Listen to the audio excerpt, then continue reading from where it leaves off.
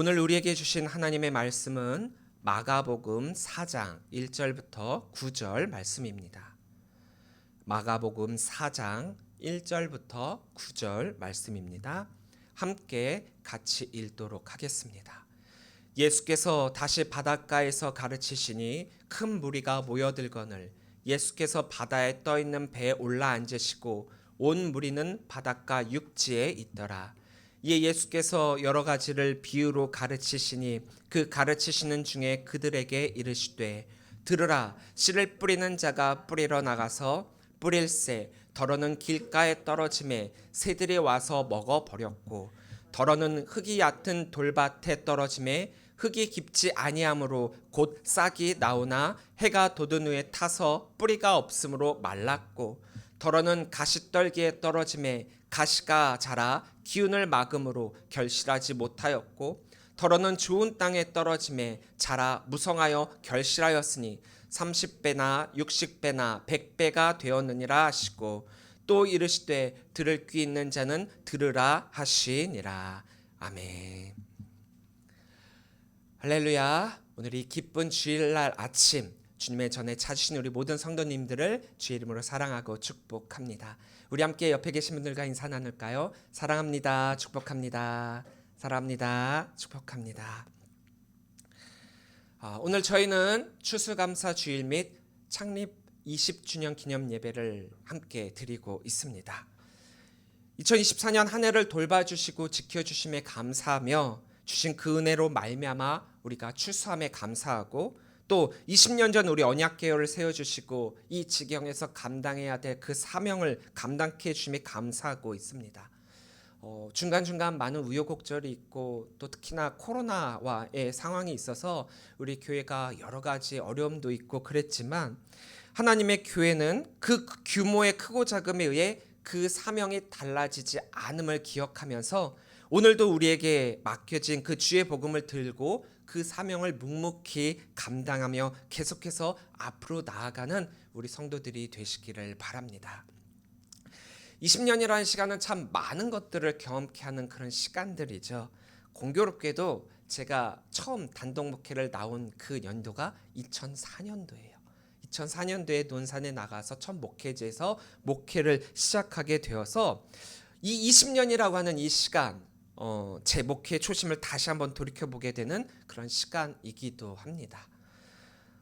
여러 교회에서 또 제가 사역을 하면서 느낀 바가 참 많이 있습니다. 교회에서 말하는 추수의 초점을 어디에 둬야 하는가? 이건 참 교회마다 그 상황이 다르기 때문에 초점이 좀 다를 수가 있어요. 하지만 근본적인 추수의 목적은 어느 교회나 동일하다. 우리는 이걸 잊지 말아야 합니다.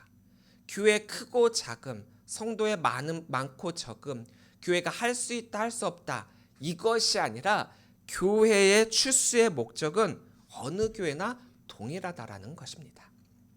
이번 추수감사주일 및 창립 20주년 기념 예배를 준비하면서 설교의 본문을 어디로 잡아야 될지 참 고민이 많았어요.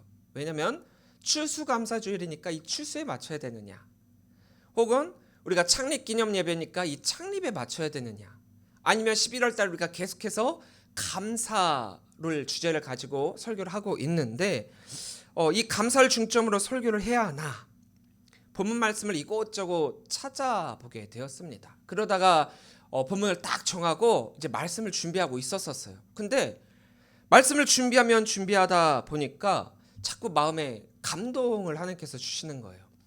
본문을 바꾸래요. 그래서 지금 이 본문은 제가 처음 설교를 준비한 본문이 아닙니다. 다른 말씀으로 준비를 하다가 이 말씀으로 바꿔서 어떤 마음으로 이렇게 본문을 바꾸게 했느냐, 세 가지의 포인트? 이것이 세 가지를 다 아우르면 되는 거 아니냐. 세 가지의 포인트가 단 하나의 말씀, 복음만을 말하고 있다면은, 그리고 그것을 아우르고 있다라고 한다면 본문을 바꿔서 오늘 이 말씀 가운데 우리 마음 가운데 하나님께서 주시는 말씀으로 하나가 되면 되지 않겠느냐, 이렇게 감동을 주시더라고요. 그래서 이 본문의 말씀을 선택하게 되었고 또 이 말씀으로 함께 나누게 되었습니다. 오늘 저희에게 주신 이 오늘 마가복음 이 4장 말씀은 저희가 흔히 씨를 뿌리는 자의 비유라고 하는 본문으로 잘 알려져 있고, 이 말씀은 마태복음, 마가복음, 누가복음, 흔히 우리가 말하는 공간복음이라고 하는 복음서 세 부분에 모두 다 소개가 되고 있는 말씀이에요. 약간의 표현적 방법의 차이가 있을 뿐이지 이 세 복음서에서 전하고자 하는 핵심은 동일합니다. 3절이에요. 들으라, 씨를 뿌리는 자가 뿌리러 나가서. 이 비유의 첫 말씀의 스타트는 씨를 뿌리는 자가 씨를 뿌리러 나갔다라는 겁니다. 우리는 흔히 씨를 뿌리는 사람을 농부라고 하죠. 농부가 씨를 뿌리는 이유는 이 씨를 뿌림을 통해서 더 많은 열매를 거두기 위함입니다. 씨종자라고 하죠. 일반적으로 농사를 짓는 분들은 아무 씨나 뿌리는 게 아니에요. 씨종자라고 하는 것이 있어서 씨를 거둔 열매 중에서 좋은 종자들을 선별하여 그 씨를 그 다음에 다시금 그 밭에 심게 되는 겁니다. 그렇기 때문에 씨를 뿌리는 자가 씨를 뿌린다라고 하는 이 말에는 단순한 이 뿌린다의 행위만이 있는 것이 아니라 세 가지의 의미가 내포가 되어 있어요. 첫째, 씨를 뿌리는 자의 씨를 뿌리는 이 행위는 반드시 목적이 있다라는 거죠. 목적이 있습니다. 그냥 뿌리는 게 아니에요. 시간이 남아돌고 또 이걸 뿌려서 남에게 호의적으로 베풀기 위해서 뿌리는 것이 아니라 이 뿌리는 행위를 통하여서 열매를 거두고 그것으로 수익과 이윤을 남기는 그 이윤을 보면서 씨를 뿌리고 있다라는 거죠. 그러니까 이 행위는 곧 추수할 목적이 있고 그 거둬들인 열매로 말미암아 나의 경제적 이득을 취하기 위함이다. 농부가 그냥 씨를 뿌리는 게 아니라는 거예요. 둘째, 제가 씨종자 이야기를 했듯이 이 씨를 뿌리는 자가 뿌리는 그 씨는 씨 종자로서의 역할을 감당할 수 있는 좋은 씨라는 거예요. 아무 씨나 뿌리는 게 아니라 최상의 고급 씨를 뿌린다라는 겁니다. 씨 자체는 문제가 있을 수가 없다라는 거죠. 씨는 좋은 씨고 열매의 대를 이어나갈 수 있을 만큼 선별된 씨 종자라는 것. 그러니까 열매를 맺기만 하면 그 열매는 보증되어 있다라는 거예요. 셋째, 씨를 뿌리는 자가 아무 곳에나 씨를 뿌리는 것이 아니라는 겁니다. 그렇죠. 첫 번째 조건에 부합하다고 한다면 씨를 뿌림으로 말미암아 열매를 거두고 이득을 취하기 위해서는 좋은 곳에 뿌려야죠. 좋은 밭에 뿌려야 되겠죠. 준비된 밭에 뿌려야죠. 이미 땅도 일구고 또 그 밭에 여러 가지 비료도 주고 돌이 있다면 돌도 다 걷어들이고 잘 자랄 수 있는 환경을 만든 후에 그 다음에 씨를 뿌리는 거겠죠. 아무 곳에나 씨를 뿌리고 좋은 열매를 거둘 것이다 라고 기대하는 사람은 아무도 없을 거예요. 정말 그런 사람이 있다라고 한다면 그런 사람은 뭐 씨도 대충 뿌릴 거고 정말 정성을 들여서 씨를 뿌리는 것도 아니고 농사를 하는 것도 아니에요. 뭐 잘하면 잘하고 말면 말라는 식의 그런 마인드로 그냥 뿌리고 그랬기 때문에 뭐 거둬들일 수 있다라고 하는 기대와 소망은 그 안에 없겠죠. 결국 열매를 거둘 목적으로 씨를 뿌린 것은 아니라는 겁니다. 자, 그런데 이 씨가 뿌려진 이후가 문제가 생겨요. 어떤 문제냐? 자, 4절부터 7절입니다. 뿌릴새 더러는 길가에 떨어짐에 새들이 와서 먹어버렸고 더러는 흙이 얕은 돌밭에 떨어짐에 흙이 깊지 아니하므로 곧 싹이 나오나 해가 돋은 후에 타서 뿌리가 없어짐으로 말랐고 더러는 가시떨기에 떨어짐에 가시가 자라 기운을 막음으로 결실하지 못하였고. 자, 열매를 맺기 위해 씨를 뿌렸는데 그 뿌려진 씨 모두가 제대로 자라고 제대로 된 열매를 거두게 되지 못한 이유가 생겼다라는 거예요. 우리는 흔히 이 비유에서 좀 오해할 수 있는 부분이 좀 있어요. 뭐냐? 씨를 뿌린 사람이 돌아다니면서 여러 곳에 씨를 뿌렸다. 그러다 보니까 어떤 씨는 돌밭에, 어떤 씨는 가시덤불 위에, 또 어떤 씨는 또 이렇게 좋은 땅에 이런 식으로 돌아다니면서 씨를 뿌려가지고 뿌려진 밭이 다르다라고 오해를 하고 있습니다. 하지만 이 비유를 보다 면밀히 살펴본다라고 한다면 그렇지가 않아요. 씨를 뿌린 곳과 열매를 거둔 것은 동일하다라는 거예요. 이해가 좀 안 되시죠? 이유가 있습니다. 이것을 이해하기 위해서는 이 지역의 농사법을 좀 이해할 필요가 있어요. 이 팔레스틴 지역은 지중해성 기후를 띠고 있습니다. 겨울부터 늦봄까지는 우기고 늦봄부터 가을까지는 건기예요. 그러니까 이 우기가 시작하는 11월 초에 보통 파종을 하는데, 앞에서 이야기했다시피 우리는 보통 농사를 할 때 밭을 먼저 일기고 밭을 잘 만들어 놓은 다음에 그 다음에 씨를 뿌리잖아요. 하지만 이 지역은 그게 아니라 씨를 뿌리고 나서 밭갈이를 합니다. 순서가 좀 달라요. 그러니까 우기 때 땅이 이제 비가 오고 그러니까 땅이 질퍽질퍽하거나 땅이 좀 고르잖아요. 거기다 먼저 씨를 뿌립니다. 그러면은 그 다음에 오게 되는 절기가 건기잖아요. 그러니까 건기 가운데 이제 땅이 좀 굳어져 갖고 그 밭 가운데 사람들이 걸어 다니고 그러다 보니 그 길이 생기게 되고 단단해지고 돌밭으로 바뀌게 되고, 또 어떤 곳은 이 돌밭으로 가시덤불도 자라기도 하게 된다라는 거예요. 그러니까 처음 씨를 뿌린 그 밭은 동일합니다. 하지만 시간이 이렇게 지나고 상황에 따라 그 종류가 다른 밭으로 바뀌게 되었다라는 거예요.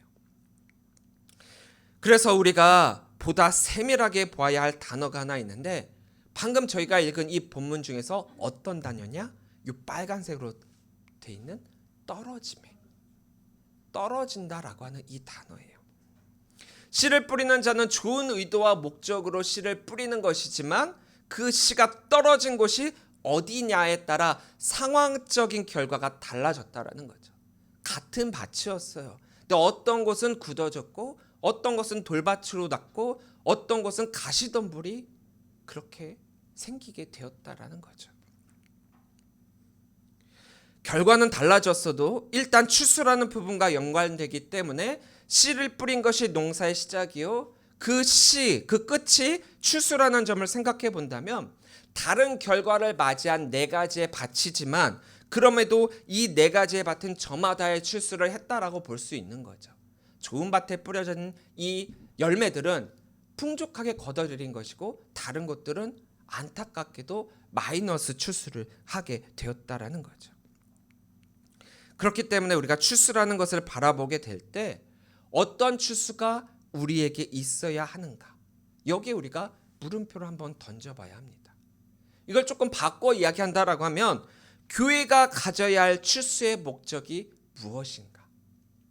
우리는 추수 이야기를 하는데 추수감사절에 이렇게 앞에 제단을 꾸미고 그동안 열매들을 가져왔고 여기다 여러 가지 아름답게 얘기를 하고, 또 우리가 흔히 말하는 1년의 모든 소출에 대한 감사를 하나님께 드린다라고 하는데, 우리가 이 추수라는 것을 다시 한번 생각해 봐야 돼요.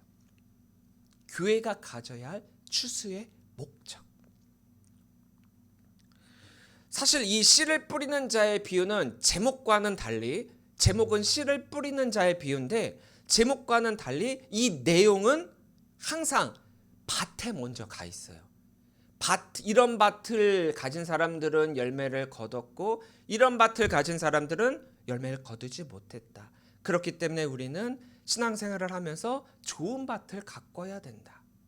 밭에 집중을 하고 있었지만 사실 이 비유는 씨를 뿌리는 자의 비유예요. 제목은. 그래서 저는 오늘 이 본문 말씀을 밭보다는 씨를 뿌리는 자의 입장에서 좀 더 살펴보려고 합니다. 추수를 하게 되었다라는 것은 시간이 어느 정도 지났다는 뜻이기도 하죠. 그렇게 내가 농사를 지은 것의 결과물이라는 의미이기도 합니다. 어느 만큼의 열매를 거두게 되었는가, 양적인 면도 있고요. 어느 정도의 품질의 열매를 거뒀는가, 질적인 면도 따지게 되는 추수라는 거죠. 단순히 열매를 맺었다라는 말로 추수했다라는 것을 표현하기엔 좀 무리가 있습니다. 한 사과나무에서 사과가 풍성히 거둬졌다라고 한번 해봅시다. 근데 이 나무에 이 사과 따갖고 딱 먹어보니까 맛이 좀 이상해요. 사과는 달콤 새콤한 맛이 그 안에 담겨져 있죠. 근데 달지도 않아요. 그렇다고 무맛도 아니에요. 먹어봤는데 먹을 만은 한데 그렇다고 상품은 아니어갖고 내가 먹는 거에 문제가 되지 않지만 이거를 갖다가 팔면은 사람들이 욕할 것 같아요. 근데 그 나무에 이 사과가 너무나도 풍성하게 거둬졌어요. 그렇다면 이 사과를 많이 거둔 이 추수가 풍성한 추수라고 할 수 있을까요? 또 반면에 그 한 해 여러 가지 자연적 현상이라든가 뭐 동물들이 왔고 이 열매들을 다 따먹고 그래가지고 그런 것들로 그의 생산량이 무척이나 줄어들게 되었어요. 사과나무에 사과가 얼마 달려있지가 않아요. 그런데 그러다 보니까 줄어든 만큼 그 남아있는 사과 열매의 영양분들이 집중이 되었고 하나를 탁 따가 먹으니까 너무 맛있어요. 너무 달아요. 와, 이건 특상품이다. 근데 갖다가 팔 만큼 양이 충분하지가 않아요. 자, 그렇다면 이것은 풍성한 추수일까요? 아닐까요? 약간 갸웃거려지죠.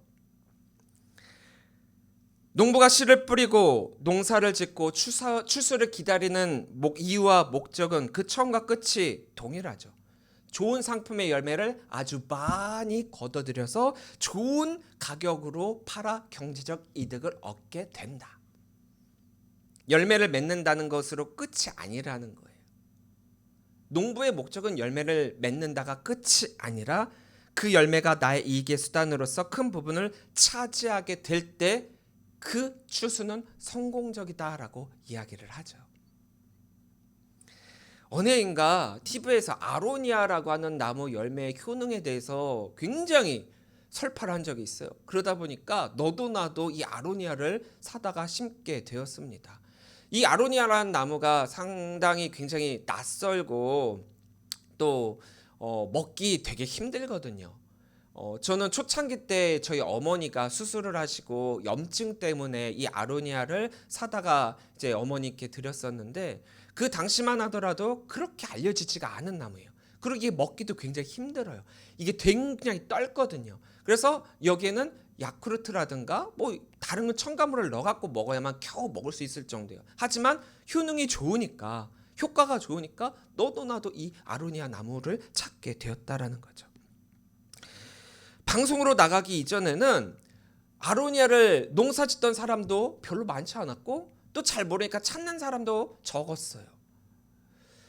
그런데 방송으로 이 아로니아가 소개가 되니까 너도 나도 농사를 짓게 되니까 공급도 많아지고 또 수요도 많아지게 됐습니다. 처음엔 좋았죠. 근데 너무 많아지니까 어떻게 되느냐? 가격이 폭락해 갖고 뭐 5kg당 10만 원 정도였다라고 한다면 이제 5kg당 2만 원도 채 되지 않는 가격으로 떨어지게 됐어요. 비슷한 게 하나 또 있죠. 포도계의 귀족이라고 불리는 샤인머스켓. 얼마나 비쌌습니까? 있는 사람만 먹는다라고 하는 그런 포도였어요. 근데 얼마 전에 마트를 가니까 샤인머스켓은 떨이더라고, 떨이고 일반 포도가 더 비싸요. 이유가 무엇입니까? 사람들이 이 샤인머스켓을 팔아가지고 이윤이 많이 남는 것을 보고 너도 나도 키운 거예요. 그러니까 수요는 적은데 공급이 너무 많아지다 보니까 일반 포도보다도 어느 순간 더 싼 가격이 되어버리고 만 거예요. 맛은 있죠. 달아요. 근데 또 너무 다니까 많이 못 먹겠더라고요. 요즘 배추가 금값을 넘어 다이아몬드 값이라고 하죠. 어느 해는 배추가 너무 풍년이 되어서 제값을 받지 못하니까 도리어 이 농부가 그 밭을 갈아엎었다라는 뉴스가 나왔어요. 왜냐? 인건비도 나오지 않기 때문에 소출한 이 열매를 아예 포기를 해버리는 거예요. 수요와 공급 그리고 그에 따른 그 가치, 경제적 이득 이것이 추수의 주된 목적이라고 할 수 있죠. 심은 자는 좀 더 비싼 가격으로 더 많이 팔고 싶은 것이 추수의 목적입니다. 추수에는 질과 양 이 두 가지 중 어느 것 하나라도 빼놓고 말할 수 없다라는 겁니다.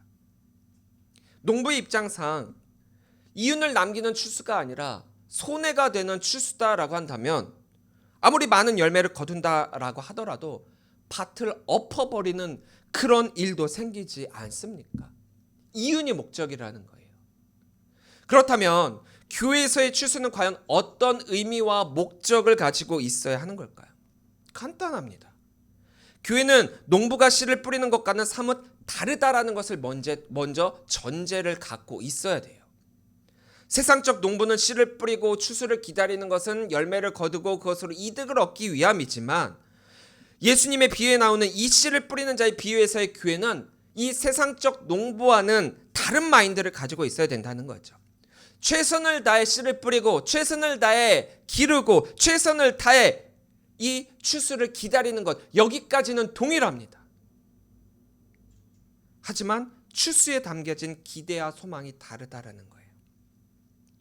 이윤을 위해 추수를 해서는 안 된다라는 겁니다. 씨를 뿌리는 자, 오늘날의 성도와 교회를 의미하죠. 그렇다면 씨는 우리가 잘 알고 있는 복음입니다. 우리가 앞서 말했던 그 씨종자, 씨종자를 통해 열매를 맺어 그 종자를 대대로 이어가야 할 의무가 있는 복음, 이것이 교회가 뿌려야 할 씨라는 것입니다. 자, 그렇다면 교회는 이 씨를 뿌림으로 말미암아 많은 열매를 거두고 이윤을 남겨야 하는 것일까요? 그건 또 아니라는 거죠. 세상에서의 추수는 많은 열매를 거두고 좋은 열매를 거두고 그것으로 이득을 취하고 이윤을 취하는 게 교회의 세상적 목적이다라고 한다면, 교회는 이윤이 아니기 때문에 이것을 목적으로 바라보고 사역해서는 안 된다라는 겁니다. 우리의 의도는 좋은 땅에 씨를 뿌리는 것이지만 우리의 의도와 생각과는 다르게 그 씨는 좋은 땅에만 심겨지는 것이 아니라 다른 좋지 않은 땅에도 떨어지게 되고, 그로 말미암아 열매를 거두지 못함으로 인해 시련과 박해와 아픔과 다툼이 있을 수가 있어요. 어떤 때요? 이 추수의 목적이 이윤을 바라고 있을 때. 그래서 왜 양적인 부흥의 추수를 하지 못했느냐? 왜 교회가 헌금이 늘지 않느냐? 왜 부흥하지 않느냐? 이것으로 목회자들이 스트레스 받고 이것으로 교회가 쪼개지는 경우도 많다라는 거예요. 교회는 어느 땅에 씨가 떨어졌느냐 집중할 것이 아니라 어느 만큼의 이윤을 남길 추수를 했느냐 여기에 집중하는 것이 아니라 우리가 씨를 뿌림으로 말미암아 거둬들이게 된 열매, 그 열매가 다시금 또 다른 씨종자가 되어 다른 열매를 맺게끔 복음의 역사가 대대로 일어날 수 있도록 하는 것, 또 다른 씨종자를 만들 열매를 거두었느냐, 그리고 그 거둬들인 그 씨종자를 뿌릴 수 있는 또 다른 씨 뿌리는 자를 키웠느냐, 그게 교회의 추수라는 거예요. 대부분의 교회들이 많은 열매를 거두는 것에만 집중을 하고 있습니다. 복음을 전하면 많은 사람들이 변화하여 교회가 채워지고, 그래서 교회가 커지는 것에만 집중을 합니다. 어떤 열매를 맺었느냐는 별로 관심을 안 가져요. 제가 아까도 이야기했다시피 사실 뿌려질 이 씨는 씨종자로서 심겨지고 또 자라고 열매를 맺기만 하면 그 열매는 보증되어 있다라고 했어요. 변할 수 없는 게 이 씨종자의 DNA입니다. 그런데 어떤 때는 풍년이 들었다, 좋은 열매를 거뒀다. 어떤 때는 흉년이 들었다, 맛이 없는 열매들이 맺게 되었다. 이렇게 되는 이유가 무엇입니까? 양적 부흥만 관심을 거두고 또 그런 추수로만 살아가다 보면은 엉뚱하게도 돌연변이 열매가 맺어지게 된다라는 거예요. 엉뚱한 결과로 인해 혼란을 야기하기도 합니다. 분명 엄청난 추수를 했음에도 불구하고 세상적인 사람들이 바라볼 때 저 교회는 부흥했다라고 누구나가 인정을 하겠지만 교회는 흩어지고 맙니다. 우리가 추수했음에 감사할 것이고 또 많고 적음이 문제가 아니라는 것, 우리가 감사해야 할 것은 추수 그 자체라는 거예요. 다음 세대를 이어갈, 다음 복음을 이어갈 수 있는 씨 종자를 우리가 거둬들였다라고 하는 그것이 감사라는 거죠. 그리고 그 씨를 뿌리는 자로서 우리를 불러주셨다라고 하는 그것이 감사라는 겁니다. 추수감사란 많고 적음의 문제도 아니고 또 열매를 정말 값비싸게 팔았다, 그것이 아니라 열매를 맺게 되었다, 그 자체만으로도 감사하다라는 거예요. 씨종자를 거둬들일 수 있는 열매를 맺었다. 왜냐? 열매를 맺을 수 있도록 우리들에게 환경과 상황을 하나님께서 주셨고 또 때에 맞게끔 하나님께서 돌봐주셨다라는 의미가 이 안에 담겨져 있기 때문이에요. 즉 임마누엘, 우리와 함께 하시는 하나님. 저마다의 교회에게 주어진 사명은 너무나도 동일해요. 똑같습니다. 제가 아까 설교 초반에 말씀드렸죠. 교회의 추수의 목적은 모든 교회가 동일하다고. 씨를 뿌리고 열매를 거두는 것, 그리고 또 뿌려질 씨종자를 잘 걷어들여 또 다른 씨를 뿌리는 자를 키워내는 것. 우리 언약교회가 창립 20주년이 되었다라고 하는 것은 그래도 20년간 이 자리를 지키면서 우리가 씨종자로서의 역할을 감당했고 또 계속해서 뿌려질 씨종자를 걷어들이고 있다라는 의미이기도 합니다. 얼마나 감사합니까? 비록 우리가 눈에 확연하게 또 누군가가 이렇게 다 봐도 부흥했다라고 하는 그런 추수는 아니었지만 우리는 추수를 했고 또 추수할 것이고 또한 추수할 교회가 될 것입니다. 전 정말 감사해요. 작년 추수감사 주일에도 제가 말씀드린 적이 있는데 뒤돌아보면 감사할 것뿐입니다. 처음 우리 교회에 와서 인간적인 마음으로는 굉장히 절망적이었어요. 코로나 시대에 와갖고 예배하고 나면 느껴지는 것이 감사가 아니라 허탈감이었어요. 한 명이 왔거든요. 제가 혼자 왔습니다. 그 당시 저 결혼도 안 해서 혼자 왔고, 근데 이 혼자가 둘이 됐고 이 둘이 셋이 됐습니다. 그리고 우리 집사님 혼자 나오시다가 자녀들이 나오게 됐고 또 가족들이 나오고 또 다른 또 우리 김 집사님이 나오시게 되고, 눈에 띄게 부흥하는 것은 아니지만 정말 안 보이는 가운데 하나님의 은혜가 우리 교회와 함께하고 있습니다. 또 매번은 아니지만 이렇게 우리 언약교회를 찾아주시고 계신 또 우리 형제들도 계시고, 상황은 바뀐 건 없어요. 상황은 똑같습니다. 힘들고 아득하고 깜깜해요. 저희 교회가 힘든 교회 맞습니다. 하지만 상황을 바라보는 제가 달라졌기 때문에 힘든 게 힘들지 않습니다. 어려운 게 어려운 게 아니에요. 비록 걷어들이는 열매는 적지만 걷어들인 열매가 모두 씨종자거든요. 그 복음으로 또 심겨질 수 있거든요. 그리고 우리 모두가 그 씨를 뿌리는 자로서 부름받았거든요. 교회가 가져야 할 추수의 목적과 감사가 바로 여기에 있습니다. 내가 바로 그 열매가 되는 것, 그리고 또 다른 씨 종자를 낳는 것, 그리고 그 씨 종자를 뿌리는 것. 그것이 우리 추수의 목적이요 감사임을 기억하면서 오늘 추수감사 주일 및 창립 20주년을 기념하는 이 예배를 통해 우리 언약교회가 다시금 초심을 새기고 이 지경의 씨를 뿌리는 자로서 우뚝 서게 되기를 주의 이름으로 간절히 축원합니다.